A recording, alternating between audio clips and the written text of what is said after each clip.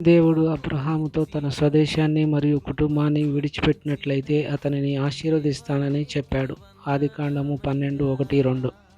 యెహోవా, నీవు లేచి నీ దేశము నుండి, నీ బంధువుల యొద్ద నుండి, నీ తండ్రి ఇంటి నుండి బయలుదేరి నేను నీకు చూపించు దేశమునకు వెళ్ళుము. నిన్ను గొప్ప జనముగా చేసి నిన్ను ఆశీర్వదించి నీ నామమును గొప్ప చేయుదును. నీవు ఆశీర్వాదముగా నొందువు. కానీ యాకోబు విషయంలో మాత్రం స్వదేశానికి తిరిగి వస్తే అతనిని ఆశీర్వదిస్తానని చెప్పాడు. ఆదికాండం 31:13.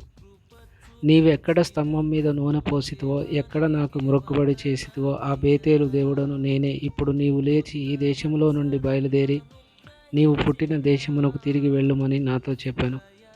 ఆ తర్వాత అతను అదే స్వదేశానికి మరియు కుటుంబానికి తిరిగి వచ్చినట్లయితే అతనిని ఆశీర్వదిస్తానని చెప్పాడు. అలాగే ఇస్సాకు విషయంలో ఆదికాండం 26:2-3లో అక్కడ యెహోవా అతనికి ప్రత్యక్షమై, నీవు ఐగుప్తులోనికి వెళ్ళక నేను నీతో చెప్పు దేశమందు నివసించుము.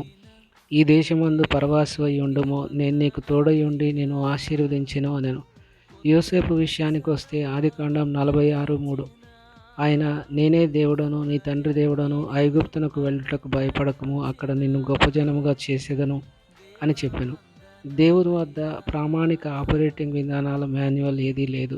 ఆయన కుకీ కటర్ విధానాన్ని ఉపయోగించడు, లేదా మీకోసం మరియు ఇతరుల కోసం ఆయన ప్రణాళికలు ఒకేలా ఉండవు. దేవుని వద్ద ఒక భారీ ప్లేబుక్ ఉంది, కానీ అది ఒక పదాన్ని మాత్రమే కలిగి ఉంది. అది విధేయత. మన ప్రభువైన యేసుక్రీస్తు చూపిన విధేయత.